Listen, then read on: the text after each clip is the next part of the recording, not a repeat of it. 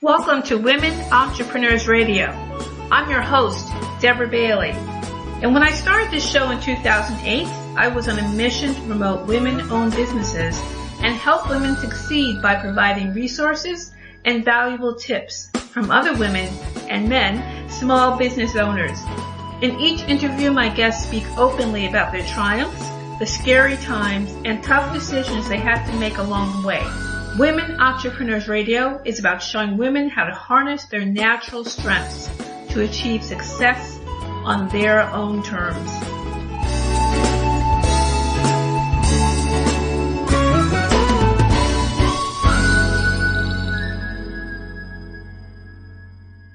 Did you know that you can find the Women Entrepreneurs Radio podcast on many podcast platforms, including Apple Podcasts, Amazon Music, Spotify, and YouTube also? If you listen on Apple Podcasts, please take a moment to share your feedback and a review. 5 stars is always great, because the more that you share your feedback, the easier it will be for the show to be found by more listeners. So I hope you'll take a moment to do that. And as well, you can stop by the blog, womenentrepreneursradio.com, and you can find extended bios of the show guests and articles and announcements of interest to women business owners. So please make sure you stop by the blog and also subscribe to the podcast on your favorite podcast platform. Oh wait, before you go, you can also stop by dbaileycoach.com to find out more about my nonfiction books and about my online writing courses for fiction authors. And dbaileycoach.com/brightbooks is where you'll find my paranormal and fantasy romance novels. And now, let's get started with the show. So, we're going to get started with my guest, Christina Stathopoulos. Christina is a professional certified coach, international Coach Federation-credentialed, and an international speaker in her business, Hear Her Roar. Christina specializes in working with millennial women who have taken on a new leadership role and who are facing the common struggles of managing a team, having executive presence, leading people towards a goal, letting go of doing all they do. In addition to her private practice, she serves the next generation of coaches and leaders as a leader in training of accomplishment coaching, coach and leadership training program. When she is somehow not talking about coaching or leadership, you can find her brewing beer, sneaking more plants into her office, eating delicious meals with her husband, crying over cute dogs on Instagram, or setting a few witchy intentions. So welcome to the show, Christina. Yay, thank you so much for having me, Deb. I'm really glad to be here. Well, what we're going to do before we get onto our topic is if you could please share with everyone how did you get started in what you're doing? Oh, goodness. What a saga. Well, that's fine. Yeah, well, I'll try to keep it brief but impactful. So I think where it really all started for me was I had the privilege of going to college. I specifically went to Mount Holyoke College, which is one of the 7 sister schools. And I spent 4 years on a campus that said to me, hey, Christina, it doesn't matter that you're young. It doesn't matter that you're a woman. It doesn't matter that you're queer. It doesn't matter that your parents are immigrants. Your voice and your contribution matters. And I was like, heck yeah, that's right. And so I took that and I entered the markets of New York City with the, hey, my voice matters. And New York City responded with the, oh, okay. And so I actually spent the first 8 months after graduating unemployed and actually taking my education off my resume just to get a gig at the mall so that I could feel busy and productive. And so while I was in this process of being like, wait, what the heck? Like, why didn't the world welcome me? I learned all these things. Like, what the heck's going on? I was doing a lot of networking. And I was eventually offered a position at a startup that was founded by another Greek American. And I was thinking to myself, like, oh my God, finally, like, this person gets me. We come from the same place. She's going to be the one that, cares about my voice and cares about my contribution.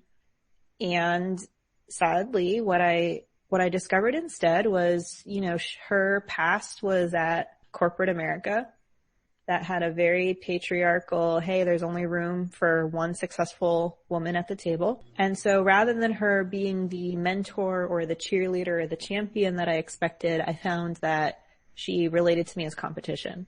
And she often put me down, said my ideas were stupid and then used them behind my back. And it was a really eye-opening moment for me because I think as this young person, here I was looking for someone to grant me my golden ticket or my invitation into being a leader and owning my voice. And what I realized from that experience was, there are no golden tickets. No one's going to invite you. If you want it, you got to go take it for yourself. And so, where that landed me was first by producing events across New York. I was running different panels, discussions, all focused on women's leadership and empowerment. And I inevitably came across a coach who offered to moderate one of the panels that I was producing. And as I learned more about what it was that she did and how she worked with people, it dawned on me that I could take this to the next level. I didn't have to just bring people into a room and let experts do the work and shift experiences for women, that I could actually go and get trained and do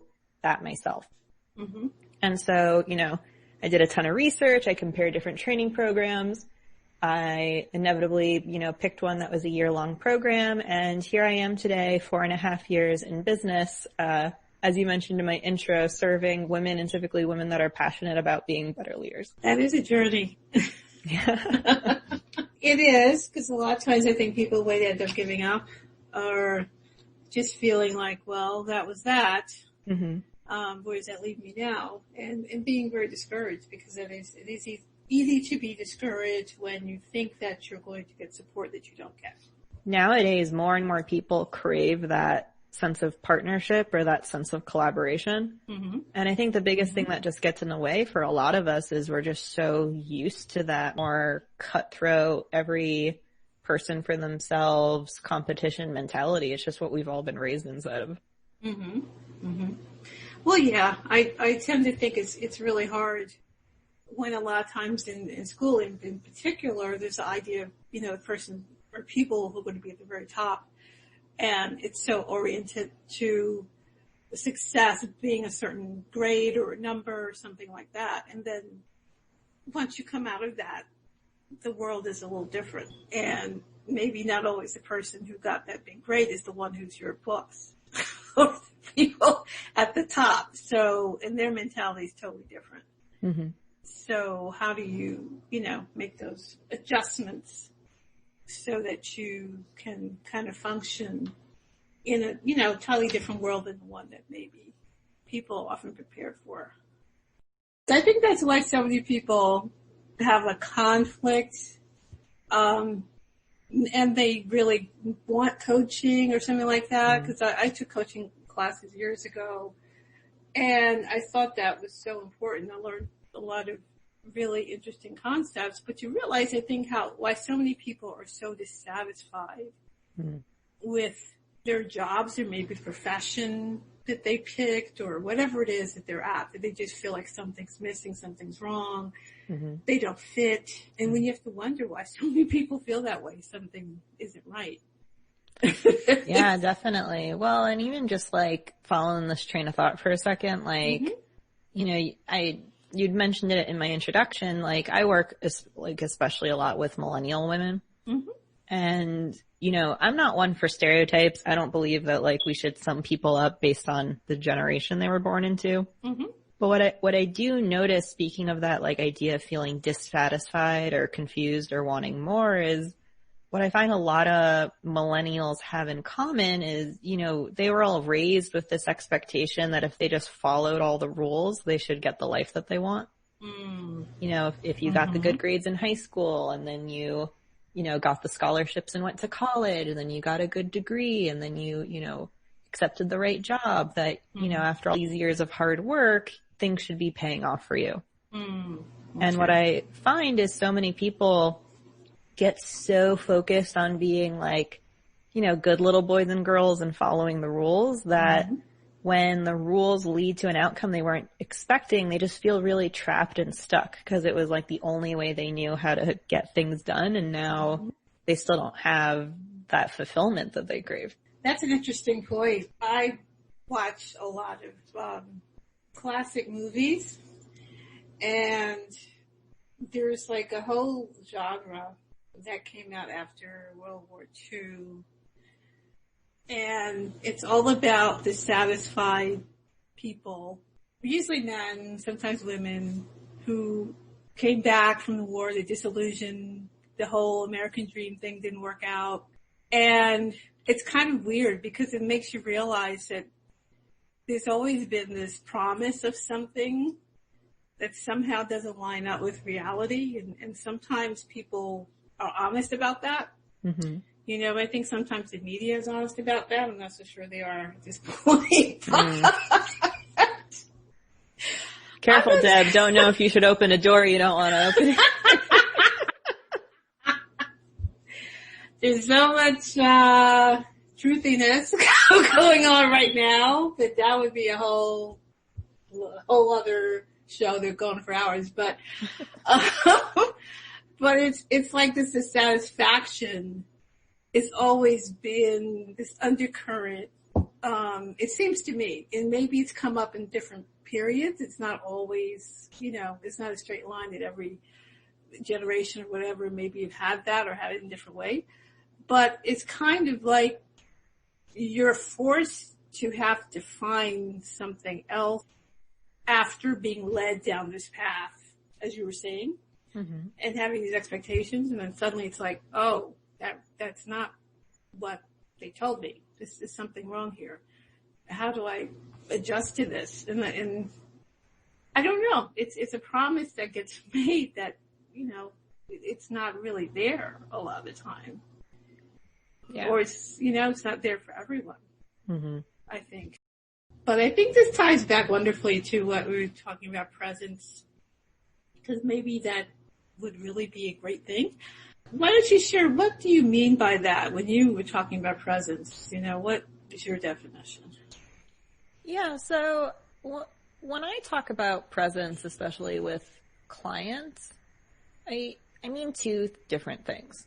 Like on one hand, we think of presence like almost like a compliment, like, wow, that person has such a presence. Like it's the way with which you carry yourself, the poise that you have, the impact that you have when you walk into the room. Like in some ways that's your presence. But I also mean it in like the sense of being present. In other words, like actually knowing when to slow down the stimulus that's around you, the anxious thinking that might go on in your own head, and actually just like be with what's going on.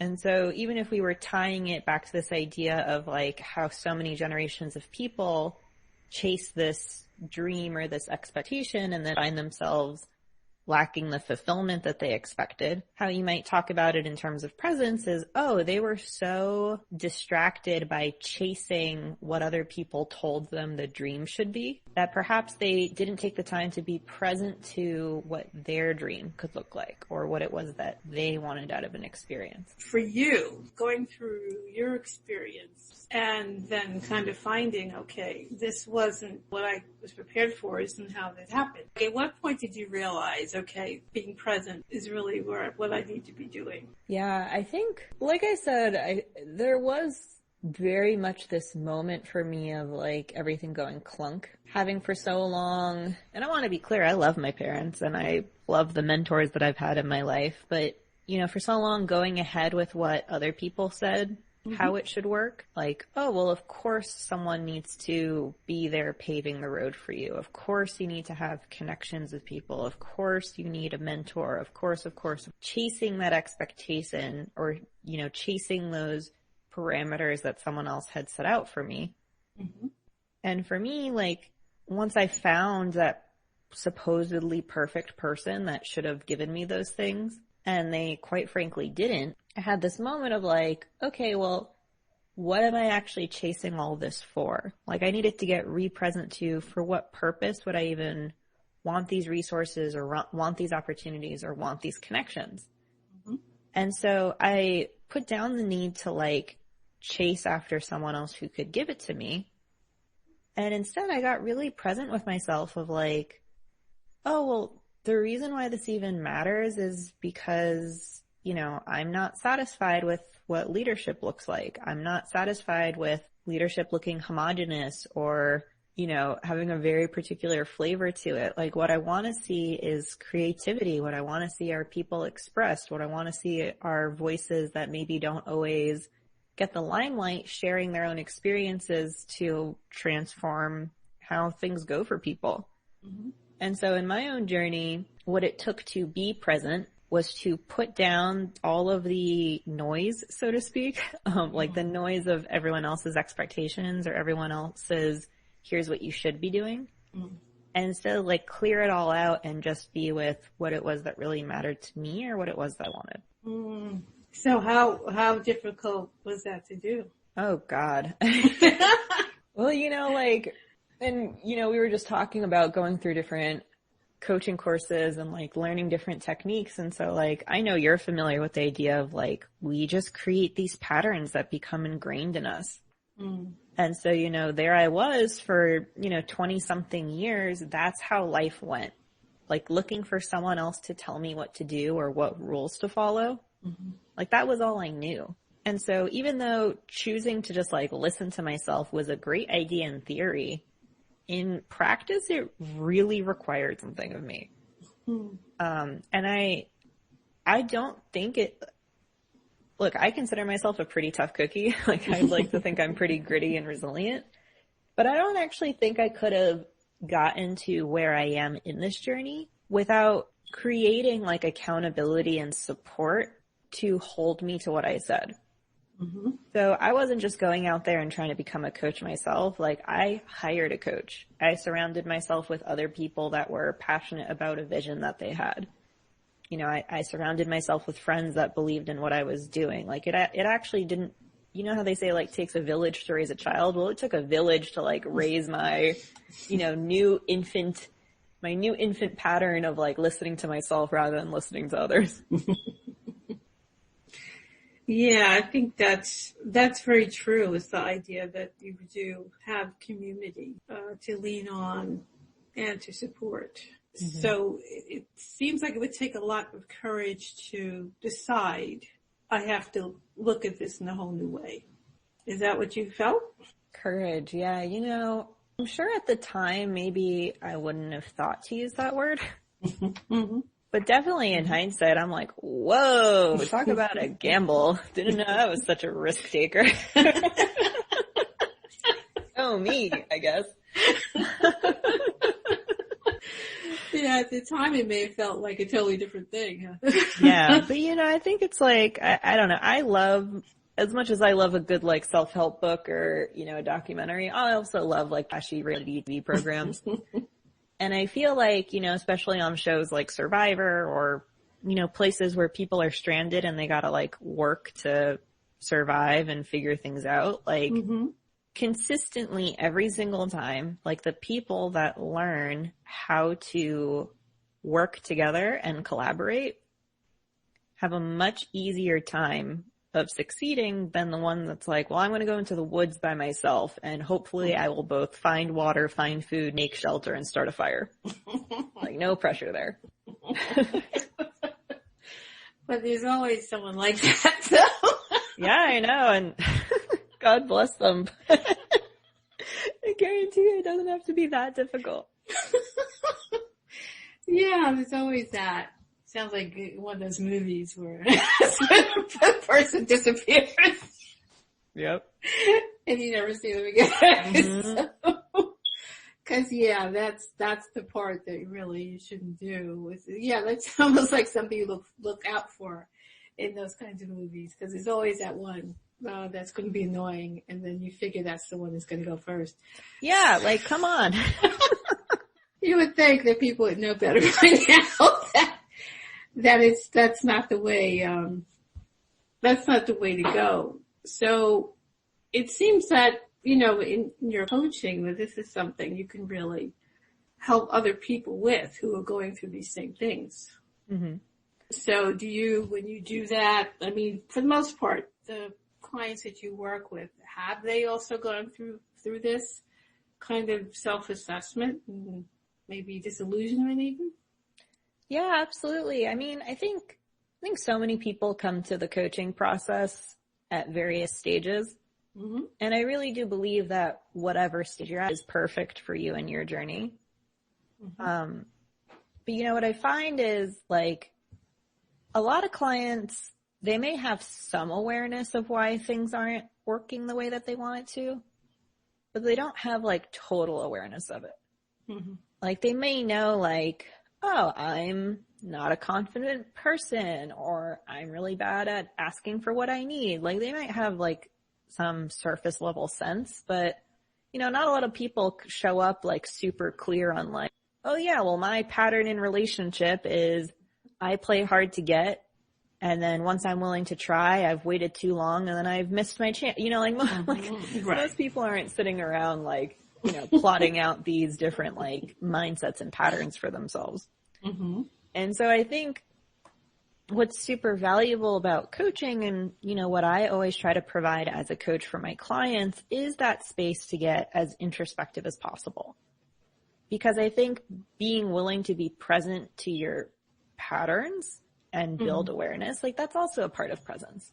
Mm-hmm. You know, it would be like the equivalent of like not addressing if there was an elephant in your bedroom. Right. Or, you know, earlier I loved when you were telling me before we started recording how like you're playing with this different like noise canceling software. Like it would be like if you and I were chatting and it's like, oh, well, you know, Deb, I'm having such a hard time hearing you, and you know, the audio is really muffled, and, you know, I think it's something on your side. And then you're like, well, Christina, your dog has been barking for 15 minutes. So perhaps that is why you're having a hard time hearing me. And it's like, oh my God, Deb, thank you. And that sounds like such a silly example, but I have it that that's how people's patterns work as well. Like that to an outsider, it's so obvious what's happening. Mm-hmm. But when it's you and it's happening to you, it's real. And like, you don't see it as anything other than your reality. That's a great point. You don't always see it, or you're not used to seeing it. You're just thinking, oh, this always happens. But you don't see how you may be participating in that, or who you're dealing with may be this same kind of person over and over again. And that's why. Right. Yeah, exactly. You know, yeah. You don't really see that until it's pointed out to you, or then you're open to it. And suddenly one day it dawns on you. Mm-hmm. So in that case, right, you're saying what people are knowing, and also as far as, let's say, divine knowing. Mm-hmm. All right. So how would you say those things are different, or what is really the difference between them in your mind? Oh, I know this, that, or other. I think I know. And the divine knowing is something I see as like feeling or emotions. And that may not be how you define it, but you know, how would you define it? Let you just answer the question. Yeah, well. So I'm like going on and on here. No, I love it. I mean, I think where you're going is super spot on. Real quick, like when I say mind knowing, I mean, it's like the stuff that goes on in your head that you know. Mm-hmm. Like, you know, the sky is blue. You know, dogs bark.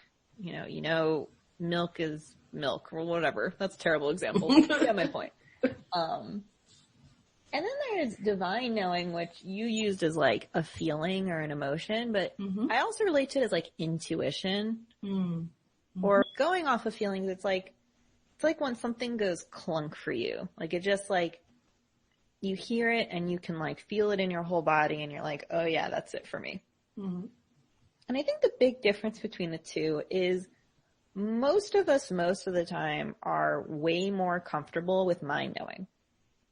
We want our facts. We want our analyses. We want our evidence. We want like we're much more comfortable being like, oh, I can conceive that mentally and I have proof for why it works. So I know it. Mm-hmm. And I think many of us avoid trusting our intuition Because oftentimes, like, that divine knowing, oftentimes it ends up challenging our mind knowing. Mm.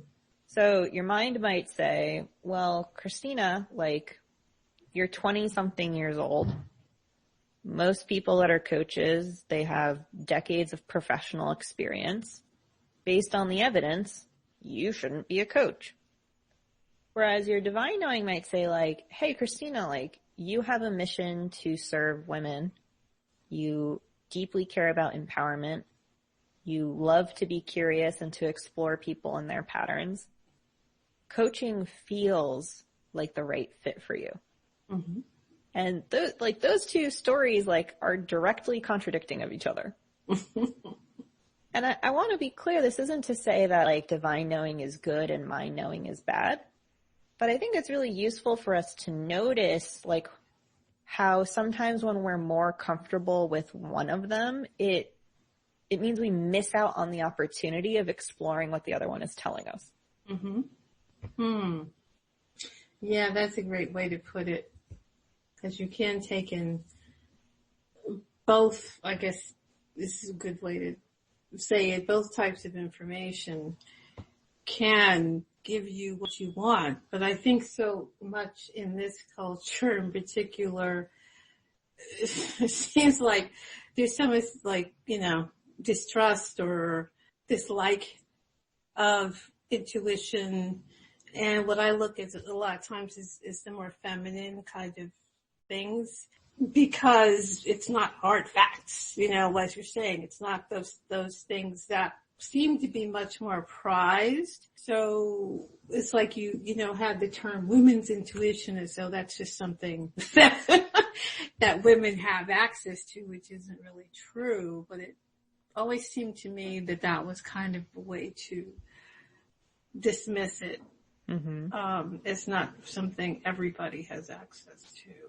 Yeah, well, you say, like, maybe people are becoming more open to it. Like, I would actually say, like, I feel like there's becoming an increasing demand for it. Mm-hmm. Because, earlier, and again, I don't want to open this door too much, but earlier we were talking about how, like even things like the media, which we relate to as, like, truth-telling fact sources. Mm-hmm. In this day and age, we've become so aware of how even the media has their opinions and their biases. Mm. And so, as we uncover that, like, things like hard facts don't really exist in many places. Everyone has their own opinion about something.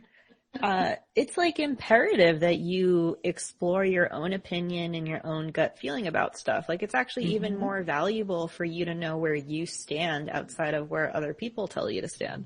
Mm.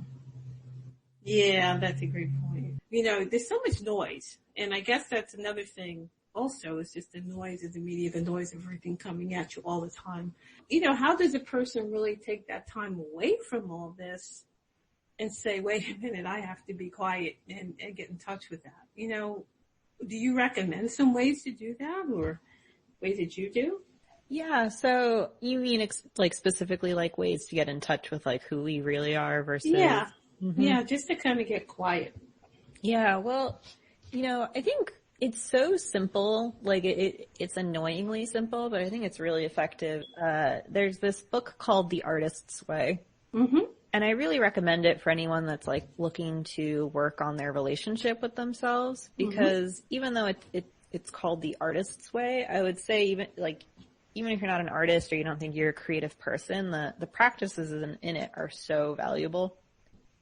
And one of them is this exercise called morning pages. Mm. And the idea is literally every morning when you first wake up, you write for 3 pages straight.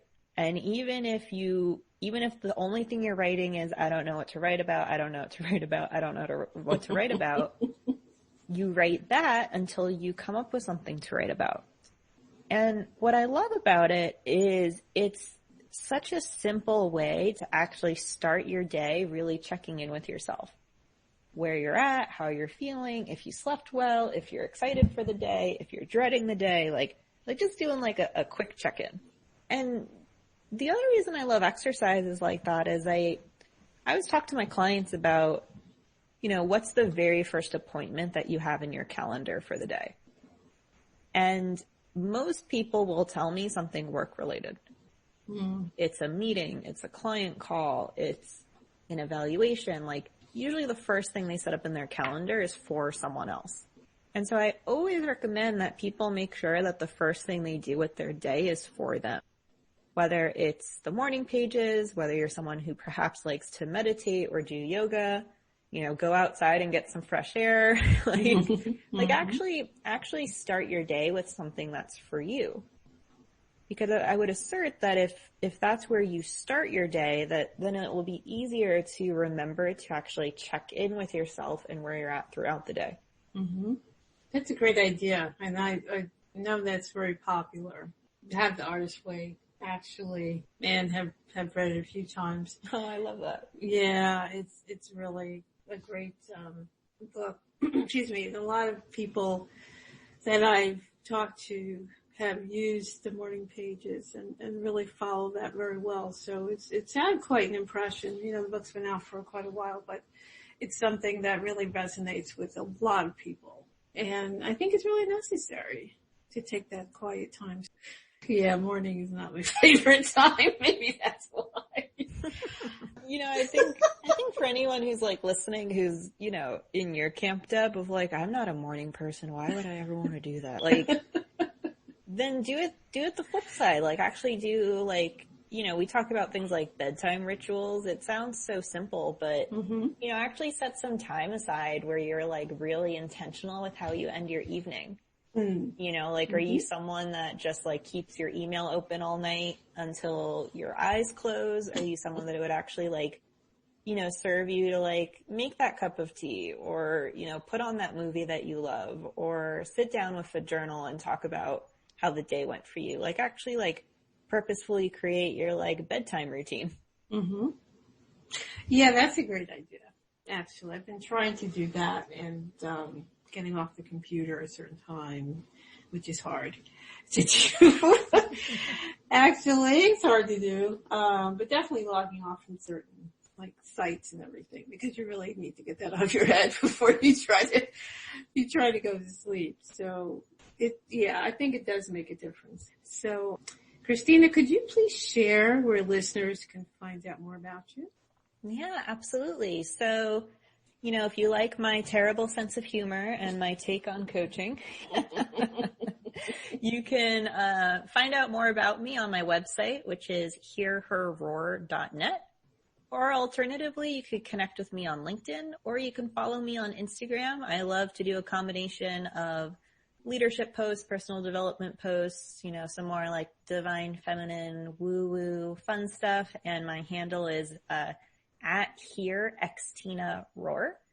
And I'd love to hear from you. If you really enjoyed this and you are picking up what I'm putting down, join my email list on my website, get in touch with me on my social. I'd love to connect. So, why did you call your business Hear Her Roar?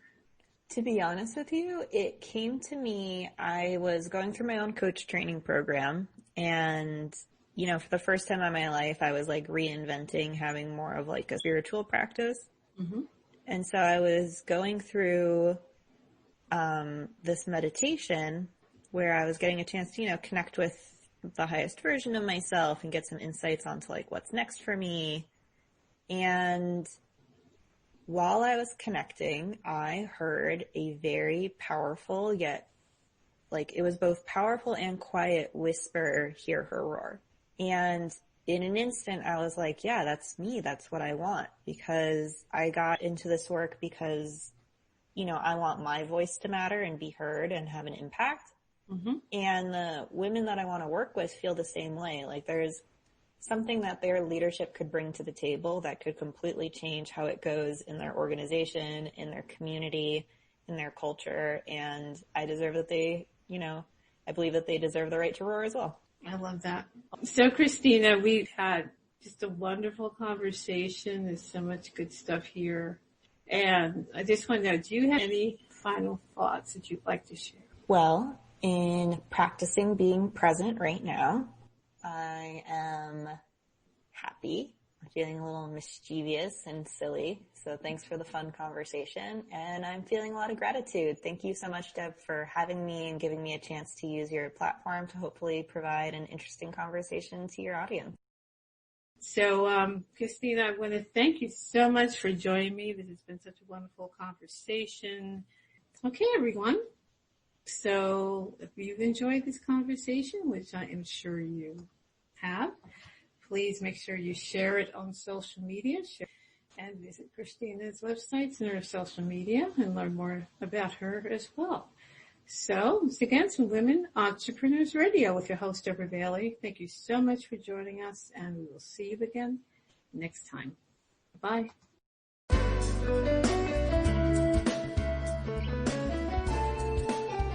Thanks for joining us. Don't forget to stop by womenentrepreneursradio.com to read extended bios of the show guests and also find links there for their websites and any offers that they have shared with you. And stop by our Facebook page, facebook.com/womenentrepreneurs.